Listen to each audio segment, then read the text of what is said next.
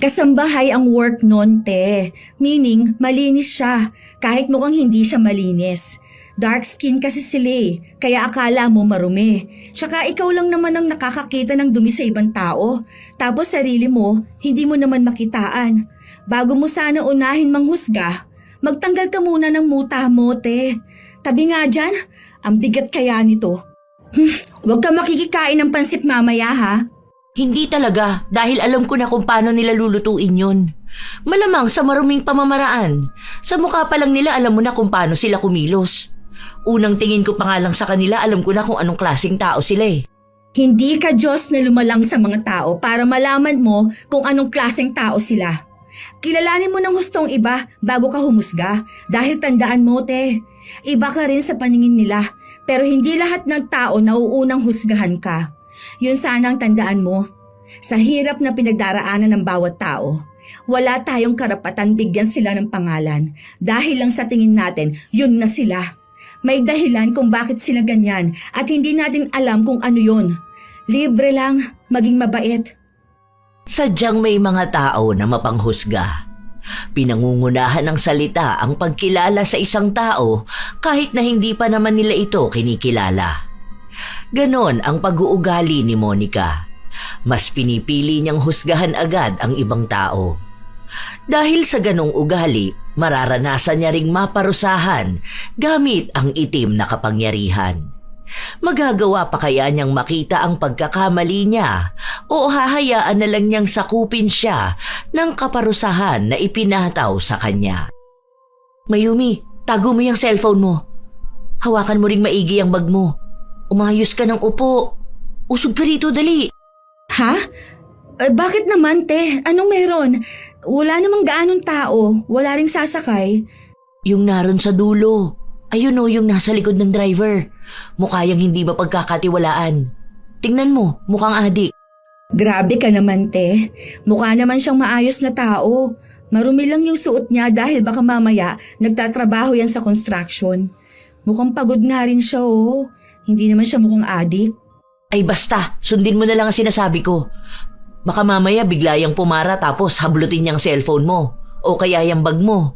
Mahihirapan tayong habulin yan. Sundin mo na lang ako. Noong una, ayaw pakinggan ni Mayumi ang kanyang ate, pero si Monica na mismo ang kumuha ng cellphone ng kapatid, lalo na noong bababa na ang lalaki. Kapit na kapit talaga ang dalaga sa mga gamit niya na halatang hindi niya hahayaan ang sino man na makuha ito sa kanya. Noong nakababa na silang magkapatid, sa kanya ibinigay ang cellphone ni Mayumi. Nainis pa nga nung una si Mayumi, lalo na at may kausap siya nung mga sandaling kunin ng kanyang ate ang cellphone niya. Dalawa lang silang magkapatid, 5 taon ang agwat, pero magkasundo naman sa halos maraming bagay.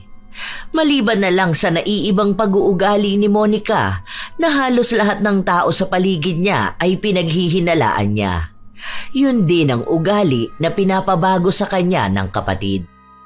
Si ate naman, para kang ewan dyan. Para kang praning sa lahat ng tao. O ano, na-scam ka na ba? Parang iisang mukha lang kasi nakikita mo sa mga tao palaging masama. Nag-iingat lang ako, no? Alam mo naman ang mga tao sa paligid natin. Aminin mo man sa hindi, kahit na sino pwedeng gumawa ng krimen. Kaya gusto ko rin kayong iiwas sa kapahamakan. Lalo na ikaw, parang halos lahat ng tao pinagkakatiwalaan mo. Naghihinala din naman ako sa iba pero hindi naman ganyan sa ginagawa mo na lahat talaga as in ha. Pero ikaw, kahit saan ka magpunta lahat ng tao, hinuhusgahan mo na agad. Makita mo lang na may mali yun na agad sila. Makita mo lang na kakaiba, may masasabi ka na. Hindi to masama, lalo na kung para to sa pag-iingat natin. Tara na, bumili na tayo ng ireregalo kay mama. Gusto nun gold na necklace. Bilisan mo maglakad. Yung bag mo hawakan mo maigi. Tingnan mo ang daming tao rito, baka may mag-snatch niyan. Ayusin mo nga yan. Pinagsasabihan lang kita lalo na sobrang lala ng panahon ngayon. Sa mga araw na lumipas, kung sino-sinong tao na ang nahusgahan ni Monica. Kakilala man niya o hindi, Nagtatrabaho siya sa isang malaking kumpanya at kahit na ganon, wala siyang nagiging kaibigan dahil ayaw niyang kumilala ng iba. At mas lalong ayaw niyang magtiwala sa kanila. Isang araw, napansin niyang may bagong lipat sa kanila. Sino na naman kaya yan, ano? Baka mamaya killer yan. Kumbaga nagtago lang dito. Pwede kasi yung ganun eh. Killer sa QC magtatago? Te, kapag killer sa probinsya yan dapat magtago para walang gaanong tao. At walang gaanong access sa social media. Walang nakakakita sa kanila. Nagtago ka pa kung doon ka pupunta sa madaling puntahan. Ano ka ba? Wala naman sigurong tanga na kriminal, ano? Pwede pa rin naman talaga. Baka bagong labas lang sa kulungan. Tingnan mo nga yung lalaki. Sobrang payat. Baka adik pa yan. Yung babae, okay naman, medyo bata pa. Feeling ko kasing edad ko lang yun o mas matanda sa akin, ganun.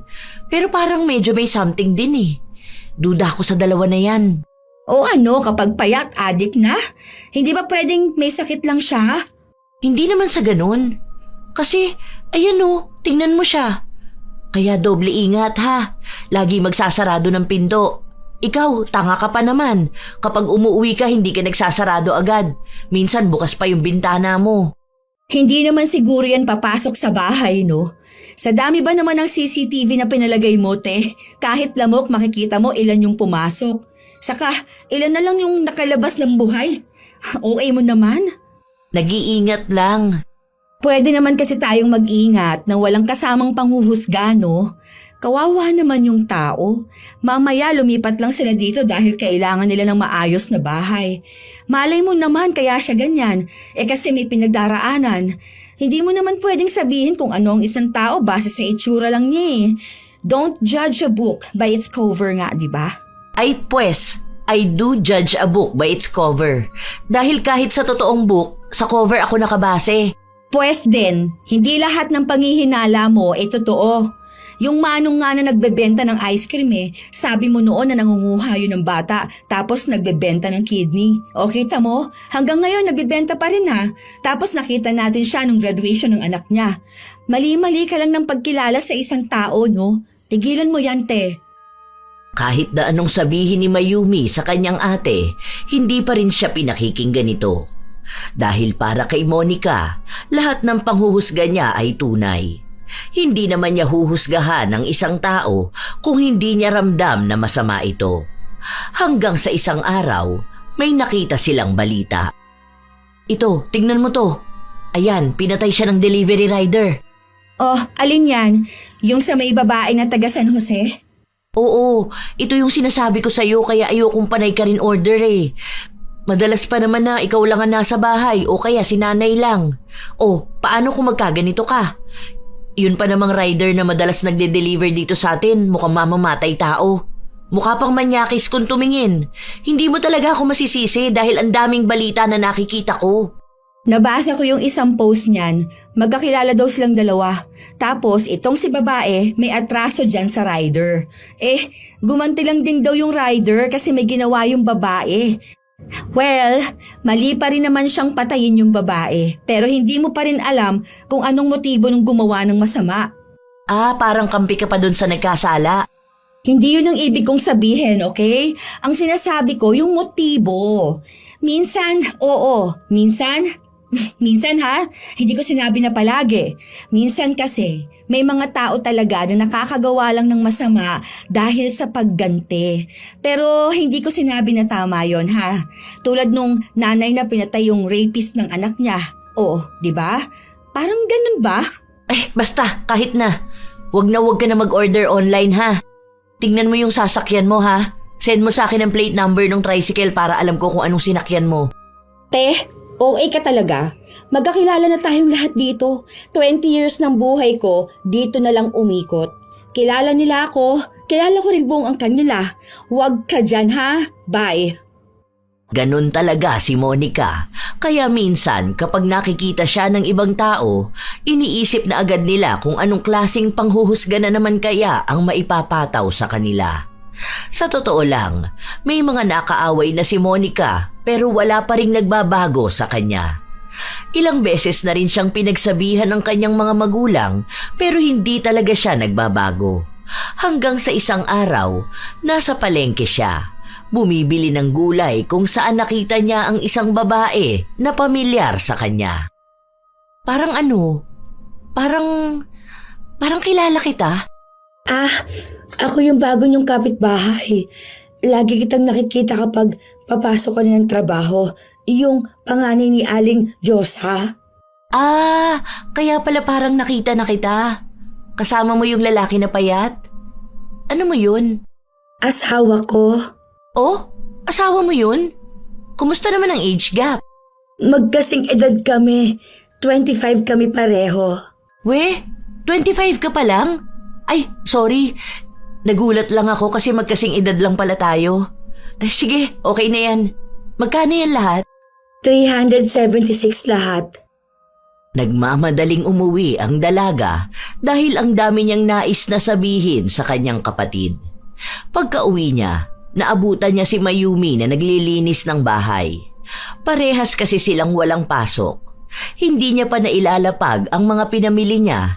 Ibinalita niya agad sa kapatid ang nalaman niya. Bakit naman mukha silang matanda? Alam mo, baka nagda-drugs yung mga yun Maaga kasi nakakapagpatanda ng mukha kapag ganun eh. Kaidaran ko lang sila pero akala ko nasa 40s na sila. Tapos yung boses ng babae, hindi ko na itanong ang pangalan. Parang gasgasado. Sus, akala ko naman kung anong sasabihin mo. Pinahinto mo pa ako sa pagmamap ko. Hindi naman sila mukhang adik, no? Baka naman matured lang tignan. Pwede naman kasi yung ganun eh. Minsan nga may mas bata sa'yo pero matured ang mukha. Hindi Iba talaga yung pakiramdam ko sa kanila eh. Baka gumagamit talaga yun ng pinagbabawal na gamot. Wala naman kasi sa mukha yun. Alam ko rin naman tumingin ng mukha kung mukhang adik ba. Ganun. Pero siya, hindi ko naman nakikitaan na mukhang adik eh. Mali lang talaga yung pagkakakilala mo dun sa tao, te. Huwag mo naman agad husgahan yung mukha ng tao. Hindi Kahit sa mukha pa lang, alam mo na kung anong klase siya ng tao. Bakit ikaw? Ang bait mo tingnan, mukhang anghel, pero yung ugali mo naman kakaiba. Akala mo kung titingnan ka parang hindi ka mapanghusga. Nagsasabi lang ako kung anong nakikita ko, no? Ay, maglinis na lang ako ng sala, kesa madamay akong magkasala. Bahala ka na dyan, te. Napapailing na lang si Mayumi sa inaasta ng kanyang kapatid. Kahit naman tao na hindi dapat husgahan ay hinuhusgahan ito. Isinumbong din ni Mayumi ang kanyang ate kaya pinagsabihan ito ng kanilang mga magulang. Ilang araw pa ang lumipas habang kumakain mag-isa sa labas si Monica, napansin niya ang isang babae. Hindi naman niya ito kilala pero may panghuhusga na agad sa kanyang mga mata. Ano ba naman yung babae na yan? Wala man lang ba siyang respeto sa sarili niya? Nakakaloka naman, ang iksi na nga ng palda niya, nakatube pa. Pokpok ata yan eh. Ang landi siguro niyan. O kaya baka naging kabit yan. Baka kabit yan ng kasama niya. Ang tanda na niya na. Ilang taon na yan Kung tutuusin baka lolo na niya yan. O kaya tatay niya. Hay, unang kita mo pa lang talaga sa isang babae, makikita mo na agad kung anong klase siyang tao. Bakit ba may mga ganyang babae? Hindi na nahiya. Pumwesto ang dalawa sa lamesa na katapat niya. Hindi na siya nagsasalita pero sa utak niya, puno na ng panghuhusga sa babae. Kung ano-ano na rin ang tumatakbo sa kanyang utak. Kung paano maging malandi ang babaeng hindi niya kilala at kung paano ring magloko ang lalaki sa asawa nito para lang pumatol sa isang babaeng bayaran. Hanggang sa narinig ni Monica na tawaging tatay ng babae ang kasama nitong lalaki. Kasunod na umupo sa tabi nila ay isang ginang na tinawag naman niyang nanay. Doon niya lang nalaman na magulang yun ang babae na sinasabihan niyang malandi. Pero kahit na nagkamali na siya sa kanyang panghuhusga, hindi pa rin siya nakaramdam ng kahit na anong hiya o konsensya. Habang naglalakad siya pauwi, nakasalubong niya ang bago nilang kapitbahay. May hawak siyang bag, kaya mahigpit niya itong niyakap. Ito na nga ba ang sinasabi ko eh. Adik tong lalaki na to. Tingnan mo. Kapag ito lumapit sa akin, ako ipapalo ko sa ulo niya tong tumbler na hawak ko. Sige lang, lumapit ka rito, hayop na adik ka. Lumiko sa tindahan ang lalaki. Bibili lang pala ito at napagkamalan lang ni Monica na sa kanya papunta dahil sa dinaraanan niya ang lokasyon din ng tindahan. Hanggang sa nakauwi siya ng bahay nila, yakap na yakap siya sa kanyang bag. Naabutan naman niya ang kapatid na nakahiga sa sofa at nanonood. Para namang mawawala sa'yo yung bag mo na yan.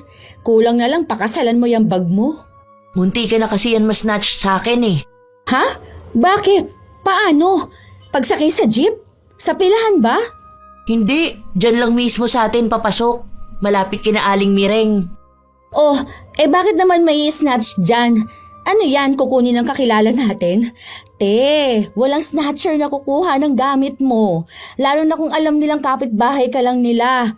Kung ano-ano naman yung ino-overthink mo dyan, dalulo ka. Totoo yung sinasabi ko. Kunwari pa yung bago nating kapitbahay na bibili sa tindahan. Pero kita ko tingin niya kanina nasa bag ko. Over naman yan sa pagbibintang. Yung asawa na naman niya ni Thea, no? Ewan ko kung sino siya. Basta yung adik din na babae. Malamang kapag adik, kahit sino tinatalo nun. Saka ilang buwan pa lang sila dito, no? Baka kaya bagong lipat sila kasi nga may kaso sila. Mukha silang kriminal. Grabe ka naman magsalita sa mga yun. Ewan ko talaga ha kung hindi ka makahanap ng katapat mo. Diyan sa ugali mong yan, aba, maraming maiinis sa'yo niyan. Grabe kang manghusga ng tao eh. Wala namang ginagawa sa'yo. Aba, alangan namang hintayin ko pa na may gawin sa akin. Nag-iingat lang ako, no? Iba ang panahon na to. Lahat kayang gumawa ng masama. Lalo na yung mga mukhang kriminal. Okay, sige. Sabi mo yan eh. Patuloy na nagsasalita si Monica habang ang kapatid niya naman ay nagpatugtog na lang. Magkaiba talaga ang kanilang ugali. Ayaw na ayaw ni Mayumi na nanghuhusga kaagad ng ibang tao, lalo na't kung ang basehan lang ay ang itsura o ang pinagmulan. Dahil hindi nakikita ng mga mata ang pinagdaraanan ng ibang tao. Kung ano ang hindi nila sinasabi o kung ano ang mga laban nila sa buhay. Sa mga araw na lumipas, ang palaging pinupuntirya ng panghuhusga ni Monica ay ang mag-asawang bagong lipat lang. Isang hapon, noong nasa bahay lang siya at naglilikom ng mga sinampay, pansin niyang wala ang isa niyang paboritong damit. Nagduda na agad siya. Sakto pa nung palabas ng bahay si Thea, agad din itong bumalik. Nagmamadali pa. Ipinasok na muna ni Monica ang mga damit bago niya pinuntahan ang kapitbahay. Bakit, be? Alam ko kinuha mo yung damit kong nakasampay. Ha? Nakasampay saan? Malamang dyan sa sampayan namin. Ilabas mo na yon. Makikita ko pa rin naman yon kapag sinuot mo eh. Ha? Wala akong kinukuha. Hindi ko naman ugali na manguha ng gamit ng iba. Saka ano naman ang gagawin ko dun? Bakit nagmamadali kang pumasok kanina nung nakita mo akong nangunguha ng sinampay? Kitang-kita ko yun. Kalalabas mo lang tapos biglang pasok sa bahay nyo. Sinasabi ko sa'yo para maging maayos tayo rito, ilabas mo na yon. Nagmamadali akong pumasok dahil nakalimutan kong patayin yung kalan. Hindi naman kita nakita kanina. Tsaka wala akong kinukuhang damit dyan sa sampayan ninyo. Hayaan mo na. Makikita ko rin naman yon kapag ginamit mo. Kilala ko lahat ng gamit ko, no? Hindi na pinatulan ni Thea ang dalaga. Habang nagtutupi ng damit si Monica, wala siyang ibang ginawa kundi ang magsalita ng masasakit tungkol sa kapitbahay nila. Kinutyanan niya ang lahat dito, sa pisikal na itsura, hanggang sa klase ng bahay nila, ang itsura ng asawa, maging ang trabaho nito. Maya-maya pa, dumating ang kapatid niya. Oh, te, bakit naman nagsasalita ka dyan mag-isa? Okay ka lang ba talaga? Hindi.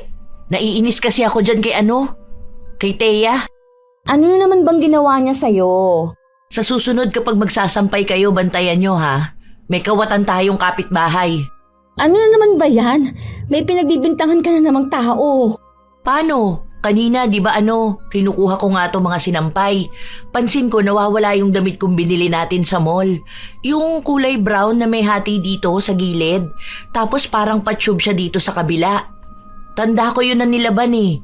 Tapos nung nakita niya ako nagliligpit ng mga damit, ayun, bumalik papasok sa bahay nila. Kinumpronta ko. Ang sabi ba naman sa akin, nakalimutan niyang patayin yung kalan. Kung di ba naman gawain ng mga kawatan ng magsinungaling. Yung binili natin? Di ba hindi mo naman yun pinasampay sa labas? Kamo hindi yun pwede maarawan, baka mag-fade yung kulay. O doon mo yun sinampay sa kabilang kwarto Teka.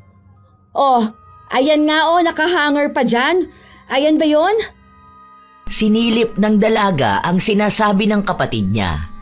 Doon niya nakita ang damit na hinahanap niya. Hindi ito nawala. Nakalimutan niya lang na doon niya pala nailagay. Humingi ka na sorry, te. Kawawa naman yung tao. Kinumpronta mo pa. Hindi ka pa nasiyahan na husgahan yung itsura nila. Pinagbintangan mo pa talaga na magnanakaw. Ikaw tong hindi alam kung anong ginawa mo sa mga gamit mo. Bakit? Masisisi mo ba ako na nagduda agad ako? Paano ba naman kasi? Bakit siya biglang magmamadali nung nakita niya ako? Ibig sabihin nun, kinabahan siya. Malay mo naman, hindi ka niya nakita. Tapos naalala niyang hindi niya napatay yung kalan. Ganun ako minsan Kapag yung utak ko biglang nakaalala ng gagawin ko, nagmamadali din ako tapos hindi ko na alam kung sino mga taong nasa paligid ko. Kasalanan mo yan. Kasi pinangunahan mo agad ng panghuhusga. Kawawa sa'yo mga tao talaga. Mag-sorry ka, hoy. Hindi humingi ng tawad si Monica dahil para sa kanya, wala naman siyang naging kasalanan. Ilang araw pa ang lumipas, ang dami niyang taong nahusgahan, pero kahit na napapatunayan niyang mali siya, hindi niya pa rin inaamin na mali nga siya. Walang paghingi ng tawad. Hanggang sa dumating ang isang araw, may kapitbahay sila na nanghihiram ng pwedeng paglutuan ng handa. Para sa anak nito na may kaarawan noong araw na yon. Ay, hindi kami basta nagpapahiram ng kaserola, be. Hindi kasi pwede yung ganon. Kasi baka magkahawahan ng sakit Sumagot ang babae na wala naman daw silang sakit at noon pa man nanghihiram na sa kanila ng gamit. Sakto na wala sa bahay ang mga magulang ni na Monica at siya lang ang naiwan sa bahay kaya sa kanya nagsabi. Hindi talaga. Ayoko Si mama kasi maawain. Pero hindi niya alam kung ano yung risk kapag nagpapahiram ng gamit sa ibang tao. Kahit na hindi niyo sabihin, halata naman na may sakit kayo. Yung anak mo sobrang payat, tapos ikaw naman nangingitim yung ilalim ng mga mata mo. Hindi naman sa panghuhusga ko Kung ano yung nakikita ko, yun lang din naman ang sinasabi ko. Pasensya ka na. Hiram ka na lang sa iba. Hindi na umapila pa ang babae dahil alam niyang hindi pa rin naman siya pakikinggan ni Monica. Mabilis na lumipas ang oras hanggang sa nakauwi si Mayumi kasama ang mga magulang nila. Ma, saan dito? Itong malaking lutuan ba? Oy, saan mo yan dadalhin? Tumawag kasi si Ate Ani kanina. Ang sabi niya, nanghihiram daw siya sa'yo kanina kaso hindi mo pinahiram. Wag na yan, hayaan mo siya. Dapat kasi kapag alam nila na gusto nila maghanda, bumili sila ng gamit nila. Hindi yung nanghihiram sila. Minsan lang naman yun manghiram, te. Tsaka nagbabalik naman sila. Mukhang may sakit yun Ang papayat nilang pamilya. Baka mamaya mahawaan pa tayo. Payat na talaga yung lahi nila.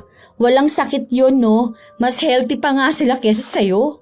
Saka mukha silang marumi. Parang hindi naglilinis, ganun. Kaya malamang kapag nagpahiram sa kanila, marumi lang din ibabalik. Kasambahay ang work nun, te. Meaning, malinis siya, kahit mukhang hindi siya malinis. Dark skin kasi sila kaya akala mo marumi. Tsaka, ikaw lang naman ang nakakakita ng dumi sa ibang tao, tapos sarili mo hindi mo naman makitaan. Bago mo sana unahin manghusga, magtanggal ka muna ng muta mo, te. Tabi nga dyan, ang bigat kaya nito. Huwag kang makikikain ng pansit mamaya Hindi talaga, dahil alam ko na kung paano nila lulutuin yun. Malamang sa maruming pamamaraan. Sa mukha pa lang nila alam mo na kung paano sila kumilos. Unang tingin ko pa nga lang sa kanila, alam ko na kung anong klaseng tao sila Hindi ka Diyos na lumalang sa mga tao para malaman mo kung anong klaseng tao sila. Kilalanin mo ng gustong iba bago ka humusga. Dahil tandaan mo, te, iba ka rin sa paningin nila. Pero hindi lahat ng tao nauunang husgahan ka. Yun sanang tandaan mo. Sa hirap ng pinagdaraanan ng bawat tao, wala tayong karapatang bigyan sila ng pangalan. Dahil lang sa tingin natin yun sila. May dahilan kung bakit sila ganyan at hindi natin alam kung ano yun. Libre lang ang maging mabait. Then, libre lang din naman manghusga. Bakit? Kailan ba tumama ang panghuhusga mo? Hindi palagi, pero may tumatama. Ibig sabihin lang nun, tama pa rin akong kumilala ng iba. Ay, ang hirap mong kausap, te. Yan dapat ang hinuhusgahan. Hindi na nakipagtalo pa si Mayumi sa kanyang kapatid. Kahit na ilang araw o linggo ang lumipas, kung ano-anong kwento ang naririnig ni Mayumi mula sa kanyang ate. Pero lahat ng iyon ay kinokontra niya naman, lalo na kung may kinalaman sa panghuhusga sa isang tao. Ayaw na ayaw kasi ni Mayumi ng ganon, lalo na kung ang hinuhusgahan ay taong kahit pangalan ay hindi nila alam. Madalas na ganon ang ate niya, kahit saan ito magpunta ay may hinuhusgahan siya. Lahat na ata ng taong makikita ng mga mata niya. Isang araw, habang nasa grocery sila, may napansin si Monica. Kita mo yung babae na yun? Hindi nahihiya ano? Bakit naman siya mahihiya? Kumakain lang naman siya. Kababaeng tao kakain ng ice cream tapos tatawa ng ganyang kalakas? Ay, hindi yata ako na-inform. Na bawal palang kumain ng ice cream ang mga babae habang tumatawa kasama ang mga kaibigan.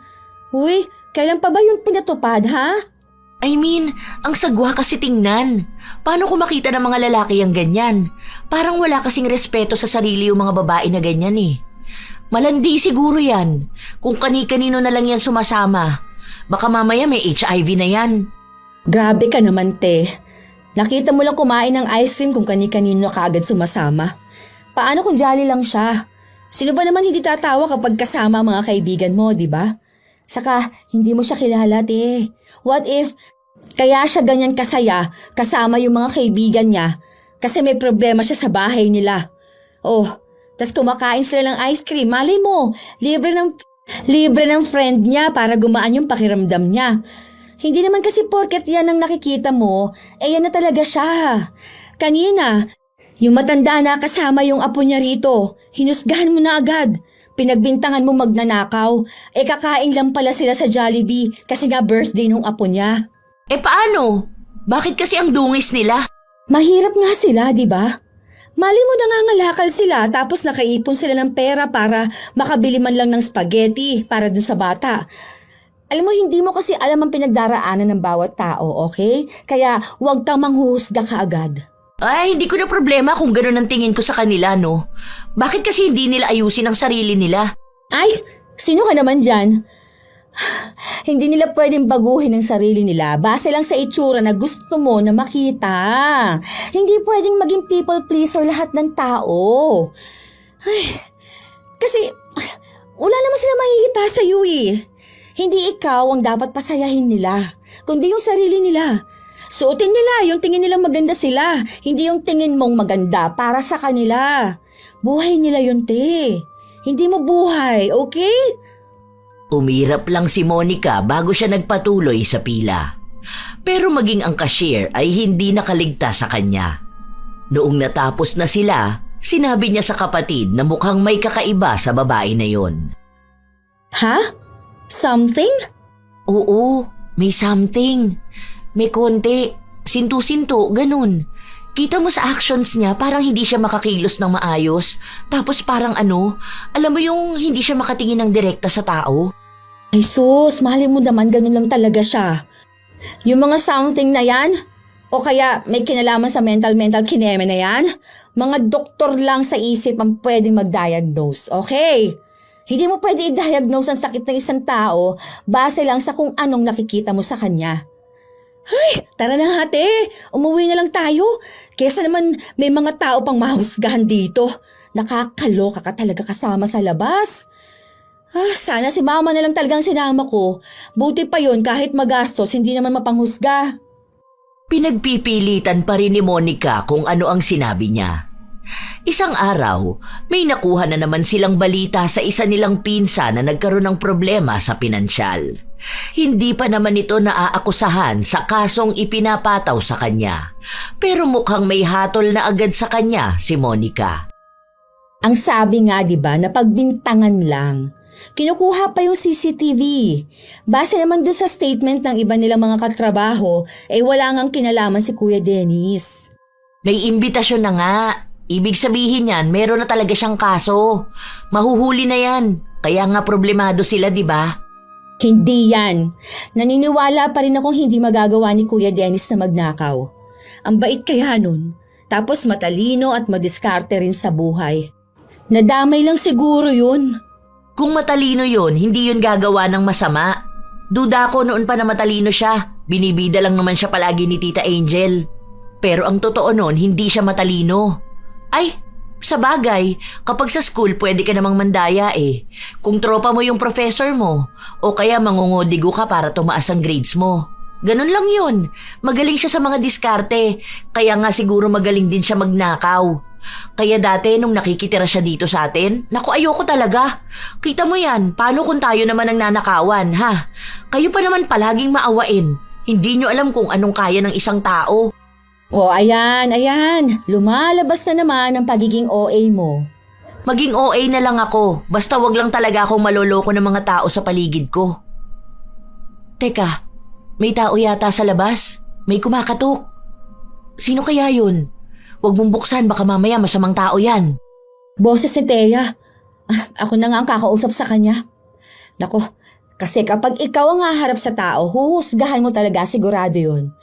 Sabi nga nila bakit nga raw kakaiba ka tumingin? Kasi tinitingnan mo raw talaga mula ulo hanggang paa. Ganun ka ba talaga, te? Hindi kumibo si Monica. Umupo lang siya sa sofa habang ang kapatid niya ang humarap kay Thea. O, te, bakit? May kailangan ka ba? Meron kasi akong sinalihan ko to. Ano siya? Work ko rin siya sa mga promo, ganun. Gusto mo bang bumili? Promo, saan yan? Sa salon. Diyan lang sa Prumsi Beauty Salon. Dyan sa bayan. Paano ba yan? Magkano naman to? Bale, ano yan?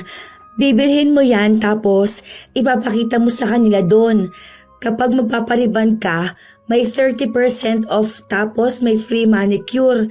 Tapos, may iba pang mga off at free dyan.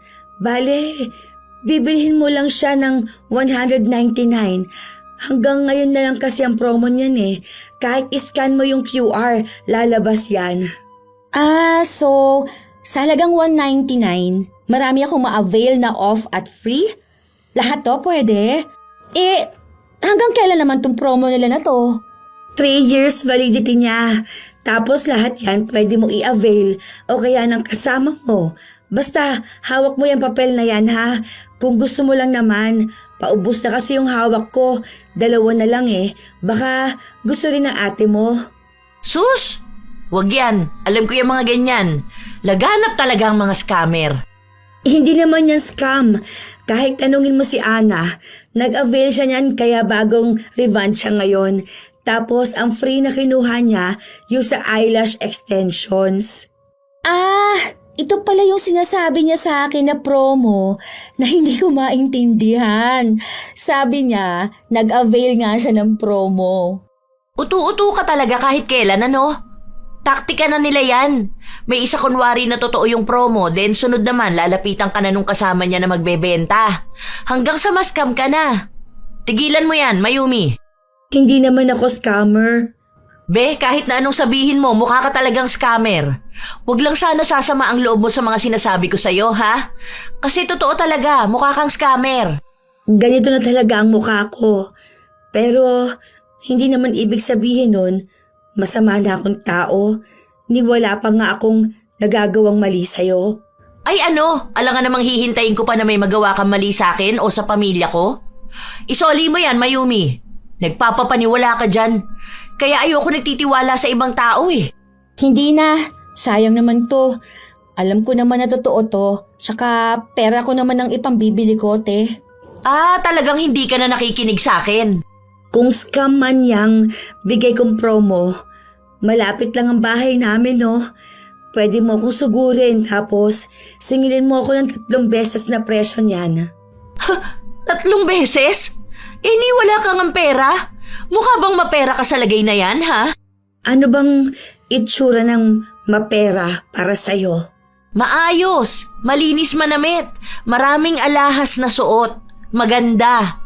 Sa bagay, kung malaki naman ang maskam mo dyan o kaya yung masnatch ng asawa mo, ayun, baka nga may maibalik kayo. Hindi snatcher ang asawa ko. Yan din ang sabi ng mga magnanakaw. Te, ano ba yan? Nakakahiya ka naman masyado. Para kang ano dyan? Hoy, Teya, sorry ah. Ay, teka, kunin ko na to. Salamat. Salamat din. Basta kapag scam yan, puntahan mo lang ako sa bahay.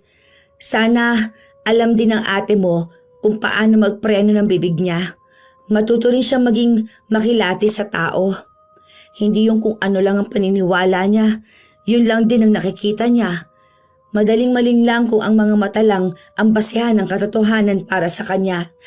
Baka yung akala niyang mabuti ang masama dahil lang sa maganda sa paningin niya. Matapos yung sabihin ni Thea ay agad na rin siyang umalis. Doon natuloy ang pagtatalo ng magkapatid. Pinagpipilitan ni Monica na tama lang ang ginawa niya at dinadaan lang ni Thea sa awa ang lahat dahil alam niyang maawain si Mayumi. Habang si Mayumi naman, sinasabi na hindi niya dapat sinasabihan ng ganon ang ibang tao. At patutunayan niyang hindi man loloko si Thea. Ginawa nga yon ni Mayumi.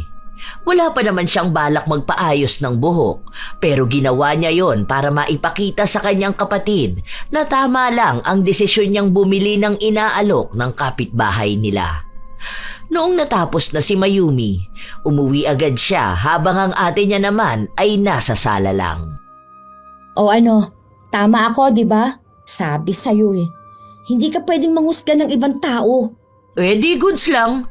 At least hindi ka mapapahiya sa akin kapag tinawag kitang uto-uto, di ba? Yan na yun. Ganyan lang ang attitude ay papakita mo sa akin, te. Hoy, seryoso ka na ba? Ano? Walang sorry? Walang nagkamali nga ako ng pagkakakilala kay Thea? Diyos ko po. Wala kang sasabihin sa akin na ganun? Wala. Bakit ko naman sasabihin yun? Ay, sana talaga makatapat ka ng taong magpaparealize sa'yo na mali ka kumilala ng tao. Si Mayumi na lang ang humingi ng tawad sa kanilang kapitbahay. Ipinaliwanag niya kung ano ang ugali ng kanyang ate na maging sila ay hindi rin gusto. Alam mo, mahihirapan siya makahanap ng taong magiging totoo sa kanya. Ako, hindi ko naman sinabing mabait ako o banal ako. Pero itong mukha ko, malayo ito sa kung ano talagang iniisip niya sa akin. Gets ko naman na siguro mukha akong scammer pero hindi naman ako scammer. Mukhang snatcher ang asawa ko dahil pangit no. Okay lang, alam ko naman yun Sinabi pa nga niya na mukhang addict, di ba? Sorry talaga, Thea. Pagpasensyahan mo ng ate ko ha. Hindi dapat ikaw ang humingi ng tawad sa nagawa niyang mali. Dapat hayaan mo siyang humingi ng tawad para sa sarili niya. Hindi pwede na siya ang mas matanda, tapos ikaw pang mas matured sa inyong dalawa. Kasi kung hindi lang ako ang ginaganito niya, paano na lang yan kung makatapat siya ng taong mas mataas sa kanya, pero hindi lang halata. Alam mo, maraming ganyang tao. Yung kung titingnan mo, mukhang mahirap lang, pero napakayaman naman pala. Naku, sinabi ko naman na yan sa kanya Minsan nga, yung mga todo forma tapos akala mo astang mayaman, yun pala yung mga hindi mayaman. May kakilala nga ako yung parents nung dati kong classmate. Akala ko noong una nagbebenta ng isda sa palengke. Yun pala ang daming negosyo. As in, kasi pudpud pa yung tsinelas nung lalaki. Sabi ko nga kay ate minsan yung mga mayayaman, butas-butas pa yung damit. Yun na nga. Sana lang malaman yun ng ate mo. Malay mo isang araw, yung boss niya pala nilalait at hinuhusgahan na niya ng hindi niya nalalaman. Huwag na lang sana mangyari yon. Sana nga magbago siya. Sige, te. Uwi na ako ha. Salamat ulit. Saka, pasensya ka na talaga. Ilang araw pa ang lumipas, hindi pa rin talaga nagbabago ang pag-uugali ni Monica. Sa halip nga na tumino siya o magbago dahil lang napagsasabihan ay mas lumalala pa siya. Wala siyang pinipiling tao, walang edad o trabaho. Madalas lang din na ginagalang niya ay yung mga tao na sa tingin niya ay matino at mataas. Isang beses pa, nasa labas silang buong pamilya. Noong may makulit na bata na lumapit sa kanila. Kinuha naman agad ito ng yaya pero sadyang makulit ang bata. Nako, kawawa talaga mga magulang niyan paglaki niyan. Dagdag yan sa problema ng lipunan. Uy, grabe ka naman, te. Malamang bata yan kaya malikot. Lahat naman siguro ng mga bata makukulit, di ba? 3 taon pa lang yan, oh. Hindi mo pa nga alam kung anong mangyayari dyan paglaki niya eh. Magiging problema na kaagad. Bata pa lang makikitaan mo na agad yan. Kapag mabait, yun, alam mong magiging mabait yun paglaki. Kapag ngayon pa lang makulit na yan, sutil yun paglaki. Naku, maniwala ka sa akin. Bakit naman si Oscar? O nung bata yun, talagang napakakulit nun. Umakyat pa yun sa aparador. Kamuntikan pa nga mahulugan, di ba? Talaga sobrang kulit. Tapos ngayon na binata, sobrang bait. Ang sipag mag-aral. Tapos nagtatrabaho na rin kahit menor pa kasi kailangan niyang tulungan yung tatay niyang may sakit. Kaya hindi mo talaga pwedeng husgahan ang bata tapos i-predict mo ang future niya na para bang manghuhula ka at may tarot cards ka dyan sa harapan mo. May kakilala ako, mabait ng bata pero na lumaki, napakawalang hiya. Pero karamihan ganun sa sinasabi ko. May tinatawag kasi dyan na character development, te. Iba yung environment at isip ng bata pa sila. Iba naman nung nakakahalubilo na sila ng ibang tao. So, kung ano yung nakikita natin ngayon, pwedeng iba na sila sa susunod. Kapag matanda na, di ba, nagbabago rin ang ugali. Kumbaga, kung ano lang 2 years ago, pwedeng hindi ka nakatulad nun ngayon. Ikaw lang naman ang walang pagbabago, te. Sobrang consistent mo sa pagiging mapanghusga. Tapos, sure ako ang mga magulang niyan walang time sa kanya. Kumuha ba naman sila ng yaya eh? Buhay na nila yan, te. Hindi mo na dapat idagdag yan sa problema mo. Kaya kapag lumalabas, kung maaari sana, hindi ka kasama.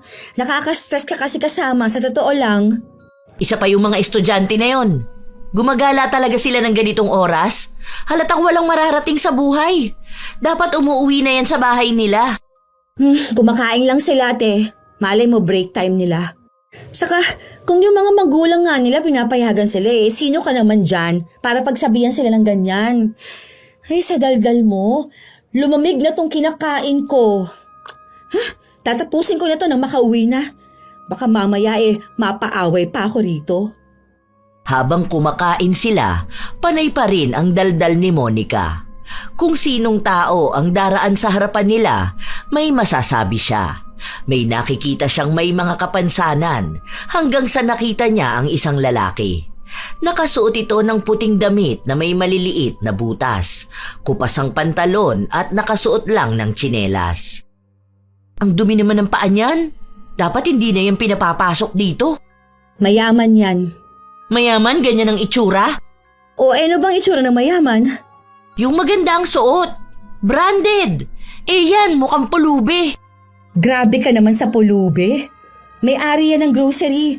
Yung doon sa tabi ng bilihan ng cat food. Ganyan lang talaga yung manamit. Oh, nung nakaraan, kasabay namin yan. Bumili yan ng laptop na tig 100,000 plus. Tapos yung CCTV na mahal din. Basta nagbayad siya nun, cash pa nga. Tigi 1,000 yun ha? Sus, imbento ka na naman. Kapag mayayaman, card gamit pambayad. Yung kakilala ko ganun. Ang ganda ng suot niya lagi. Ang ganda ng kotse niya. Mamahalin din yung relo niya tapos ang daming gold sa katawan. Ganon ang totoong mayaman. Hindi naman kasi lahat ng mayaman nagpapakita ng yaman, no? Yung iba, mas komportable kapag simple lang. Saka, kung totoong marunong kang tumingin, yung relo niya na suot mahal kaya yan. Baka naman imitation lang yan. Baka napulot niya, tapos sinuot niya kahit hindi gumagana. Hindi natapos ang pagtatalo ng magkapatid hanggang sa nagpatuloy silang gumala. Kung sino-sino na lang din ang hinuhusgahan ni Monica. Para bang wala ng ibang ginawang tama ang mga tao sa paligid niya. Ilang sandali pa, tumigil sila sa isang pwesto kung saan naroon ang gustong laptop ni Monica. Kapag ako talaga yumaman, bibiling ko kaagad yan. Ang mahal niyan. Grabe specs kasi niyan eh. Bagong labas yan, nasa 170k yan. Ngayon siguro medyo bumaba kahit 10k. Pangarap ko talaga yan. Habang pinagpapantasyahan ng dalaga ang pangarap niyang laptop, kinuha ito ng lalaki na kaninang hinusgahan niyang pulubi. At kitang-kita mismo ng mga mata niyang binili ito. Nakaramdam siya ng hiya pero hindi niya pinahalata sa kapatid. Umalis na rin agad siya. Ang pangarap niyang matagal niyang pag-iipunan, ganun lang kadaling nabili ng taong walang maayos na kasuotan. Linggo na ang lumipas. Nasa bahay si Monica. 3 araw silang walang pasok sa trabaho, kaya nasa bahay lang siya kasama ang pamilya. Te, pwede ba ako makisuyo? Ano na naman ba yun? Bili mo naman ako ng diaper.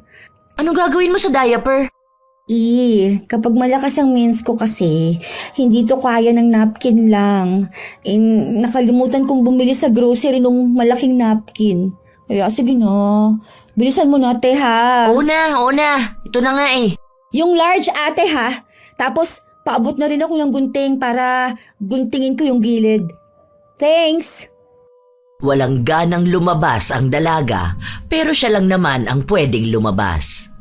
Habang nasa tindahan siya, saka naman dumating si Thea kasama ang asawa niya. Sakto noon na inilapag ni Monica ang kanyang pitaka. Noong kukunin na niya, hindi na niya makita sa pinaglapagan niya. Yung wallet ko, ilabas niyo na yun. Wallet? Anong gagawin namin sa wallet mo? Huwag ka na magpanggap, tayo lang ang nandito. Kayong dalawa lang ang lumapit sa akin. Grabe, lantaran naman ang pagiging kawatan yung mag-asawa. Ano, ipangtitira nyo lang yan? Hindi kami adik. Yan din ang sabi ng iba pero natokhang naman. Ilabas nyo na yan. Kung hindi, magkakabaranggayan talaga tayo. Ewan ko na lang kung hindi lumabas lahat ng kaso na pinagtataguan nyo. Mukha ba kaming kriminal? Tinanong mo ba talaga? Wala kaming kinukuha sa'yo. Tigilan mo na nga yung pagbibintang mo. Hindi kami magnanakaw. Sa aura nyo pa lang ramdam ko ng mga kawatan kayo. Ganyang itsura sa asawa mo yung mabibilis ang kamay sa kubaw. Tapos ikaw, kasabwat ka. Para kunwari, bibili ka kaya hindi ko mamamalayan na nawawala na pala ako ng gamit. Ilabas nyo na yon, sinasabi ko sa inyo. Malaking pera laman nun. Kung ayaw nyo ng gulo, umayos kayong dalawa. Patang-pata na kayo, oh. Halata na lobat na kayo. Kaya magnanakaw na lang kayo para ano? Para makabili ng drugs nyo? Hindi ko gusto yung mga pinagsasabi mo. Wala akong pakialam. Mas hindi ko gusto yung pagiging magnanakaw nyo. Wala kaming ninakaw. Hindi kami adik. Hindi kami masamang tao. Ganito na talaga ang mukha namin pero hindi ibig sabihin nun, ganun kami sa iniisip mo. Mas masama nga pa nga ugali mo eh. Maganda nga yung suot mo, malinis yung balat mo, ang ganda mo. Pero yung ugali mo, ang palpak. Hindi ka nga adik sa droga, pero adik ka naman manghusga. Galit na galit si Monica. Maraming masasakit na salita siyang sinabi sa mag-asawa. Namura niya nga rin ang mga ito, pero hindi siya pinatulan ng dalawa. Sa halip ay umalis na lang sila. Umuwi muna si Monica dahil ibibigay niya sa kapatid niya ang pinamili niya. Magpapasama rin siya sa barangay para ipatawag ang mag-asawa na kumuha ng pitaka niya. Pero paglabas ni Mayumi ng banyo, bit-bit nito ang pitaka na nawawala sa kanya. Saan mo nakuha yan? Ay, nagulat nga ako eh. Andoon sa plastic na inabot mo sa akin. Nawawala yan kanina eh. Kinuha ng mag-asawa. Tingnan ko nga kung may laman pa. Kompleto naman ang pera ko. Sino mag-asawa? Teka, naku ha. Huwag mong sabihin si Thea. Buti naman na ibalik to. Siguro nilagay nila sa plastic para hindi ko sila kasuhan. Natakot sila, pinahiya ko ba naman sila doon sa tindahan eh. Te, nakakahiya ka naman. Sila ang nakakahiya. Mga adik, kaya nagnanakaw na lang sila sa kapwa nila.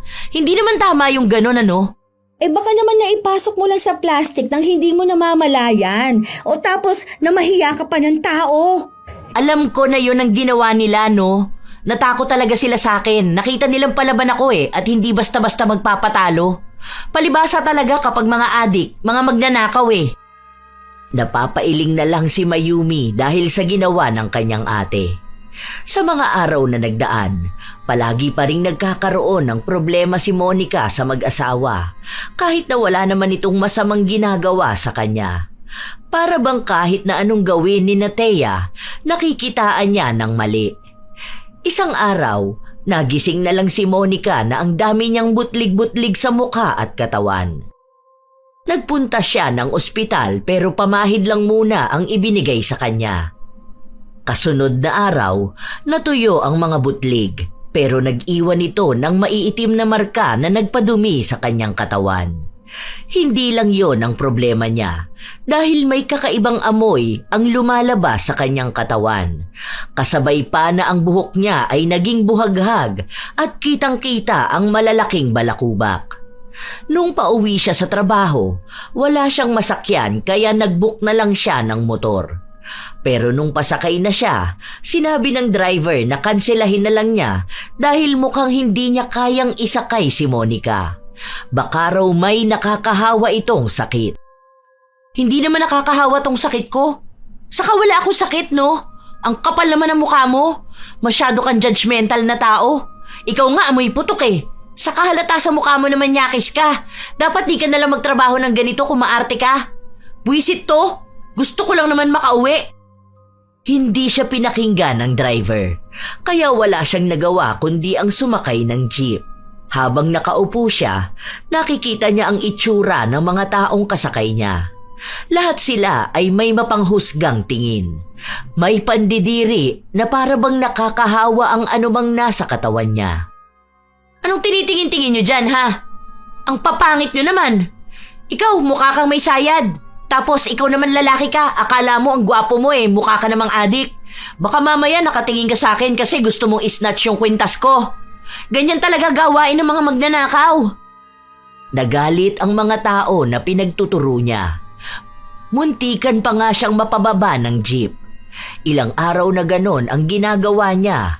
Halos parami ng parami ang nakakaaway niya, pati na rin sa trabaho nila. Isang araw dahil wala siyang pasok, mag-isa lang siya sa bahay. Maya-maya pa ay may kumatok sa pinto nila.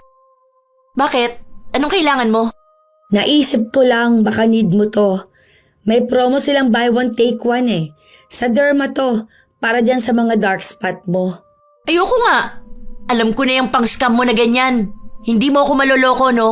Kilala na kita. Alam ko karakas mong ganyan. At kailan naman ako ng scam? Sinong kilala mo na na-scam ko?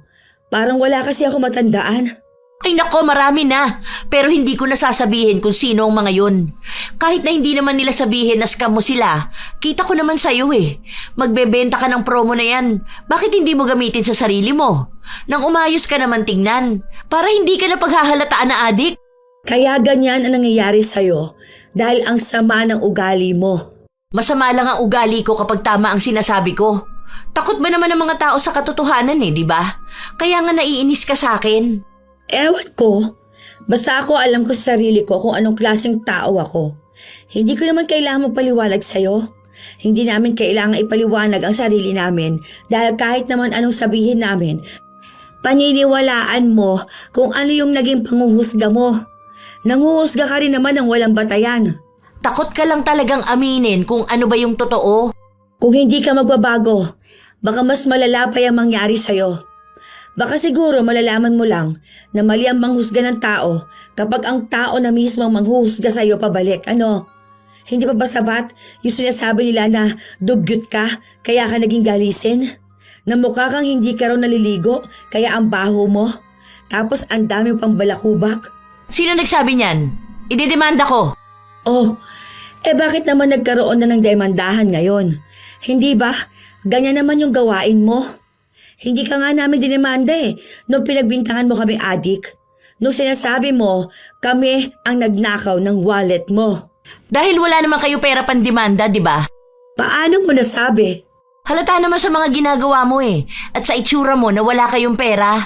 Hindi ko naman mababago yung pag-iisip mo na ganyan. Sige, kung ayaw mo nito, edi wag. Umirap lang si Monica. Buong araw siyang nakasimangot lang.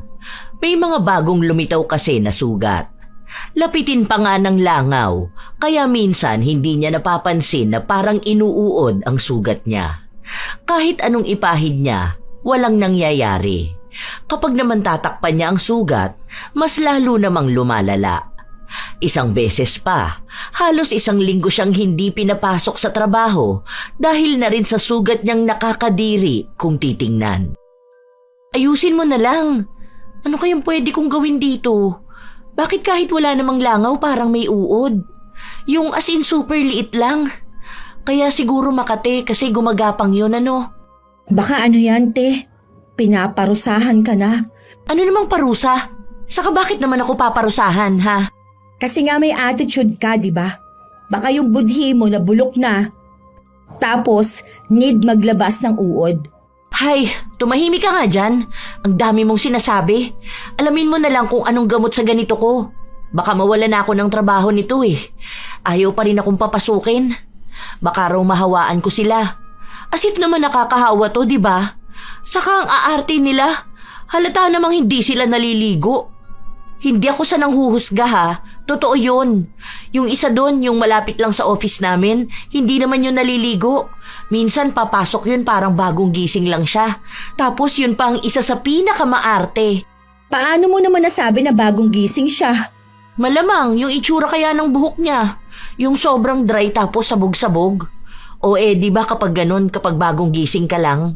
Weh, si Kuya Ethan nga kahit anong ligo niya, ganun buhok niya eh. Kaya nga di ba, madalas siyang tinutukso noon nakababangon lang sa banig.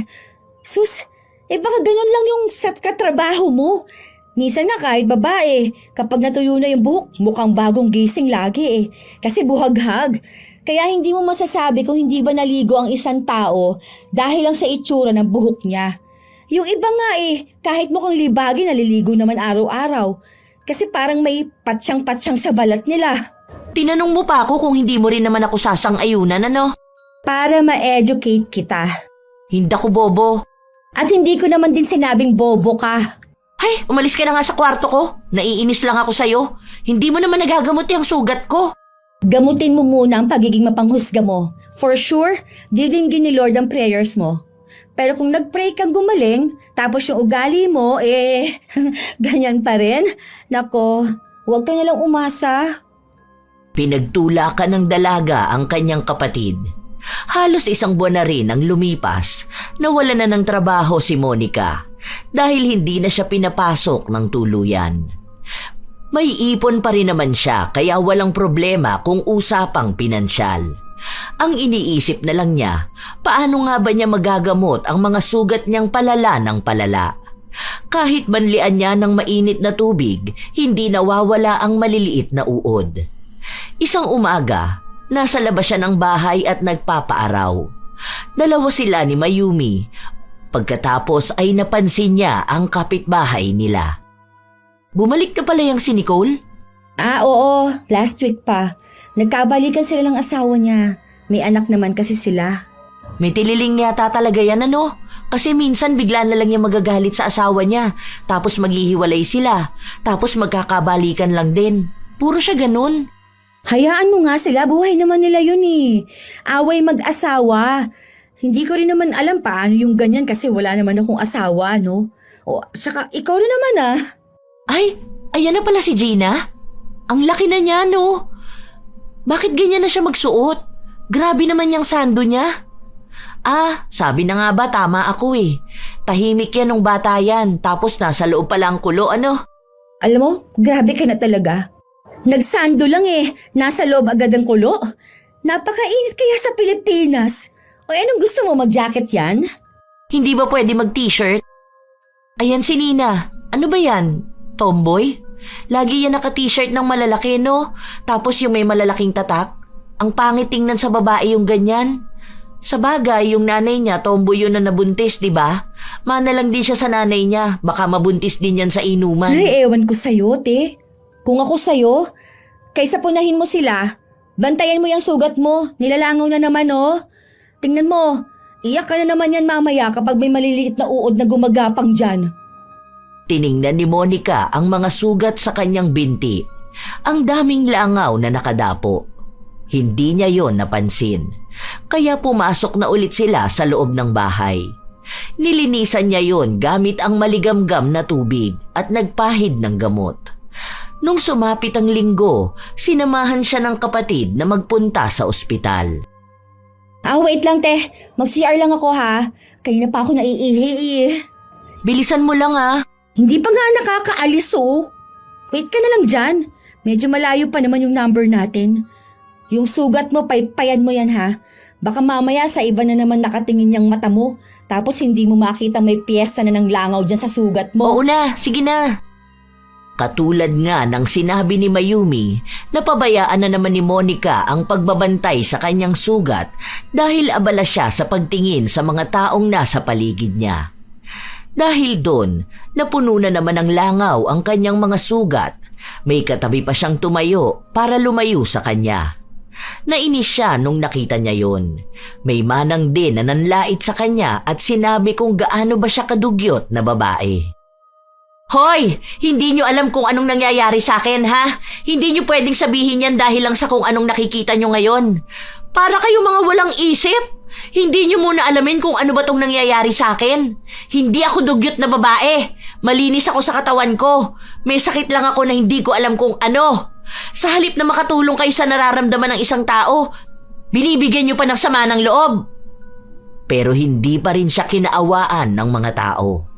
May nagsabi pa nga sa kanya na siguro ay hindi niya inaalagaan ng maayos ang kanyang sarili, kaya ganun na lang ang kinahantungan ng kanyang katawan. Hindi lang isang tao, kundi halos lahat ng naroon ay nagsalita ng masasakit sa kanya. Hindi na niya matiis kaya tumayo na siya at umalis. Doon niya nasalubong ang kapatid. Oh, bakit umalis ka naman sa pila? Malapit ka na ba? Ayoko na. Uwi na ako. Tara na, umuwi na lang tayo. Bakit? Ano ba kasi nangyari, hoy? Hoy, ano ka ba? Ba't umiiyak ka? Paano? Bakit naman kasi ganun sila sa akin, ha? Bakit ang dami nilang sinasabi tungkol sa akin? Hindi nga nila alam kung ano bang pinagdadaanan ko. Naghihirap din naman ako, no? Nanghuhusga na agad sila. Di bali sana kung yung mga tingin nila sa akin, yung mga naririnig kong masasakit na panghuhusga, nakakatulong sa paggaling ko. Kaso, hindi. Mas lalo lang silang nagpapalala. Ewan ko, bakit ba ang sama nila? Bakit ba ganun sila sa akin? Alam mo, te, naaawa ako sa'yo sa totoo lang. Pero kasi, hindi mo ba gets? Parang parang alam mo yun, pinaparamdam sa'yo yung pinaparamdam mo noon sa ibang tao. Ano na naman ba yung sinasabi mo? Di ba ganyan ka rin naman? Nanghuhusga ka ng tao kahit hindi mo pa naman alam kung anong pinagdaraanan sa buhay? Hindi alam kung ano meron sa buhay niya kung bakit siya ganun. Kung ano lang din yung nakikita mo, yun na lang din naman ang pinaniniwalaan mo. Bakit? Sobrang hirap ba? Masakit sa puso, no?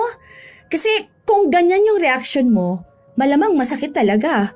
Tapos, ganyan yung pinaparamdam mo sa ibang tao. Ganyan talaga mismo.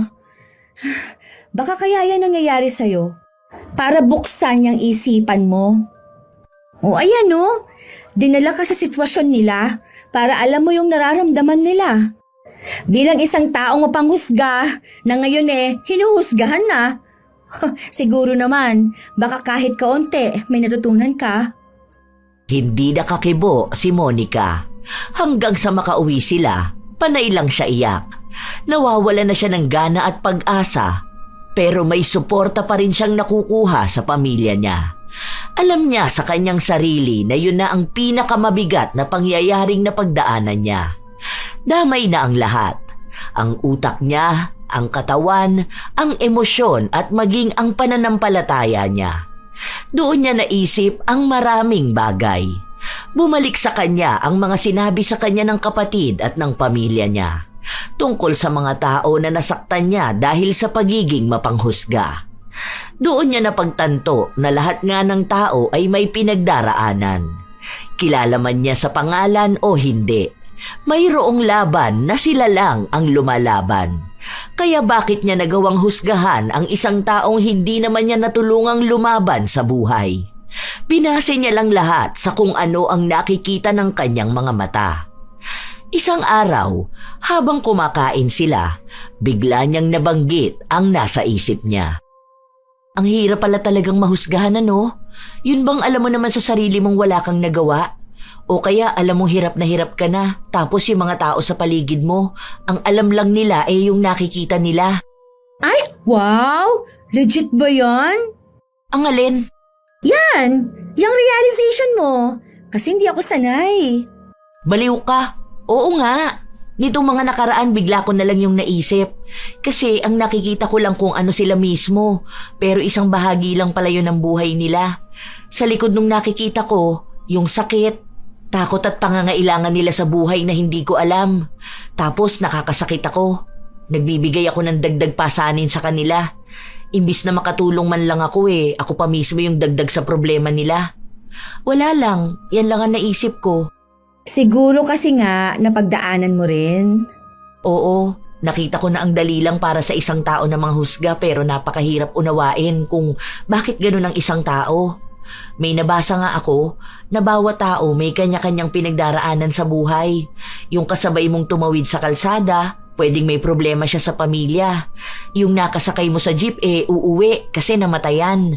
Yung isang nakasabay mong bumili ng pagkain, yun pala yung unang beses niyang magbibigay ng reward sa sarili niya dahil nakaya niyang lumaban sa buhay. Yung kung sino mang nakita mo lumalaban sa sakit o kaya kagagaling lang sa sakit. Ganon. Sobrang lawak ng mundo. Sobrang daming nangyayari sa bawat tao. Kaya hindi mo pwedeng sabihin kung anong klase siyang tao dahil siya lang ang nakakakilala sa sarili niya. Sa totoo lang ay natutuwa ang pamilya ni Monica sa inaasta niya, sa mga napagtatanto niya nitong mga nakaraang araw. Dahil doon, nakikitaan din nila na nagiging mabuti na si Monica. Hindi man ganun kabilis at perpekto, nakikitang may pagbabago sa pag-uugali niya. Hindi na niya hinuhusgahan ang bawat taong nakikita niya. May kakaiba man o pangkaraniwan. Mas inuuna niyang isipin na bawat reaksyon o ugali ng tao ay may pinanggagalingan. Mag-iisang taon ng ganun ang kalagayan ni Monica. Nahihirapan na siya, pero hindi pa rin siya nawawalan ng pag-asa. Isang araw, nagpunta sila sa simbahan para magpatulong ulit sa pagdarasal na bumuti na siya. Nananalig siya sa kapangyarihan ng Diyos, nagagaling siya sa anumang dinaramdam niya. Nung pauwi na sila, nasa lubong niya pa si Thea, kasama ang asawa nito. Thea, wait lang. Bakit? May kailangan ka ba sa akin? Ah, wala naman. Ano lang, sana, hihingi ako ng tawad sa nagawa ko sa'yo. I mean, sa inyo ng asawa mo. Yung panghuhusga ko sa inyo. Yung pagbibintang ko na ninakaw niyo ang wallet ko. Alam ko na hindi niyo yun ninakaw dahil kasalanan kong hindi ko napansin na inilagay ko pala sa plastic. Hindi ko alam kung bakit parang paus ka magsalita o kung bakit ang payat ng asawa mo. Tapos tinawag ko pa kayong adik. Tapos snatcher. Sorry ha. Sorry din sa pagtawag sa yung scammer. O kung anumang mga naitawag ko sa inyo na hindi tama. Sorry. Patawarin mo ko. Wala na yon. Hindi rin naman ako nagtatanim ng sama ng loob sa ibang tao. Saka nakikita ko naman na nagbabago ka na talaga. Sana nga totoo na yan. Sana rin tuloy mo yung ganyan. Kasi sa totoo lang, makikita mo kung gaano makabuluhan ang mundo kapag nilawakan mo ang pananaw at pag-unawa mo. Yun na nga rin ang napansin ko. Ang dami kong nakita na noon hindi ko nakikita. May mga paliwanag pala talaga sa lahat ng bagay. Sana mas lalo din tayong magkakilala para maging magkaibigan tayo. Para din makakuha ko ng maraming promo at discount sa kung saan-saan. Nagtawanan silang dalawa na para bang yun na ang simula ng pagkakaibigan nila. Ilang linggo pa ang lumipas, palaging nagdarasal si Monica na gumaling na siya. Gusto na niyang makalabas ulit at makita ang mundo. Doon na rin nila unti-unting nakikita na umaayos na ang kalagayan ni Monica. Hindi nila sigurado kung sadyang parusa yon o may taong gumawa ng pambabarang sa kanila. Basta ang alam na lang ng dalaga, bumabalik na ulit ang kanyang sigla. Tingnan mo medyo okay na siya, no? Hindi na siya yung parang may lalabas na uod. Ano? Meron pa bang lumalabas na uod? Wala naman akong nararamdaman. Hindi na rin naman ako nilalapitan ng langaw. Tingnan mo, patuyo na ang mga sugat ko, di ba? Oo, marks na lang talaga ang tatanggalin mo dyan. Kapag magaling na talaga yan, bili ka na lang ng Kojic. Puputi ka na ulit niyan. Saka sana pati yung budhi mo. Loko ka! Lagi mo akong inaasar! Joke lang. Pero alam mo, happy naman ako na maayos ka na. Sana wag ka na ulit uulit na maging mapanghusga ha. Kaya hindi ka nagkakaroon ng boyfriend eh. Hoy, ang galing mo naman. Magkakaroon na ako, no? Ay, buti naman. Para hindi ka tumandang dalaga, no? Nako, kapag ikaw tumanda kang dalaga, huhusgahan talaga kita na kaya ganon kasi masama ang ugali mo. Titingnan din pala natin kung makukuha ng anak mong ugali mong ganyan halaka. Hindi na.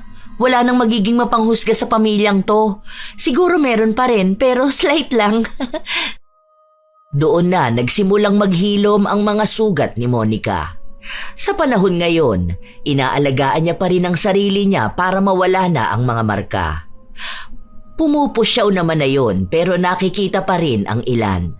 Pero wala na siyang ibang pinoproblema. Naging magkaibigan na rin silang dalawa ni Thea.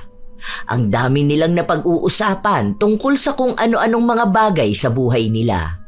Naging magkakilala sila ng husto at doon lang din talaga naunawaan ni Monica ang mga panghuhusga na ginawa niya noon. Nakaramdam siya ng awa, kaya lagi siyang humihingi ng tawad kapag naaalala niya yon. Nagkaroon na rin ng bagong trabaho si Monica kung saan naging kasundo niya ang mga kasama niya. Doon niya rin nakilala ang lalaking naging nobyo niya. Si Mayumi naman, nakapagtapos na rin ang pag-aaral at mas lalo silang naging magkasundo na magkapatid. Minsan talaga, may mga tao na inuuna ang panghuhusga. Inaakala nila na kilala na nila ang isang tao base sa kung ano lang ang nakikita ng kanilang mga mata. Pero hindi nila alam kung ano ang masamang dulot nito, hindi lang sa kanila kundi maging sa taong hinusgahan nila.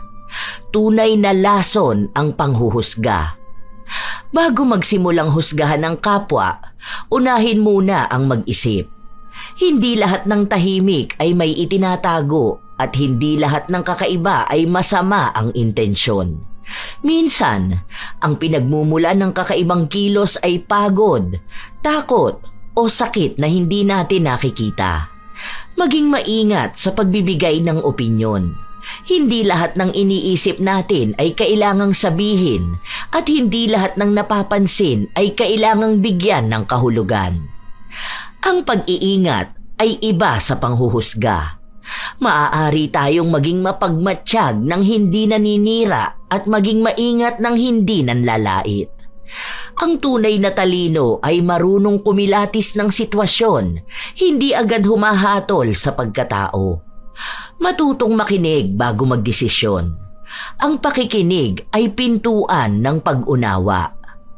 Kapag binigyan natin ng pagkakataon ng isang tao na magsalita, mas nagiging malinaw ang kabuuang kwento. Doon natin mauunawaan na may dahilan ng bawat kilos at may pinanggagalingan ang bawat pagkakamali. Hindi ito nangangahulugan na kinukonsinti ang mali, kundi binibigyan ng dignidad ang tao sa likod ng pagkakamali. Kapag puno ng hinala ang isip, nawawala ang kapayapaan ng puso. Ngunit kapag pinili ang pag-unawa, nagkakaroon ng katahimikan at mas magaan na pakikitungo sa kapwa. Tandaan na lang na hindi natin alam ang laban na pinagdadaanan ng bawat isa. Kaya mas mabuting maging mahinahon sa salita at mapagpakumbaba sa pagtingin. Ang mundo ay mas magiging magaan kung mas marami ang uunawa kaysa huhusga. Minsan talaga mga apo, hindi natin sinasadya na mauna ang panghuhusga kaysa sa pangunawa. Ngunit sana, huwag namang umabot sa punto na lagi na lang panghuhusga ang mas mananaig. Kayo ba mga apo, naging mapanghusga ba kayo agad? O may kilala kayo na katulad ni Monica? Kung gayon, maaari niyong ibahagi yan sa amin kasama na rin ang inyong opinyon sa ating kwento. Naway may aral kayong natutunan. Ito ang inyong Lola Telang at maraming salamat sa palagi ninyong pakikinig mga apo.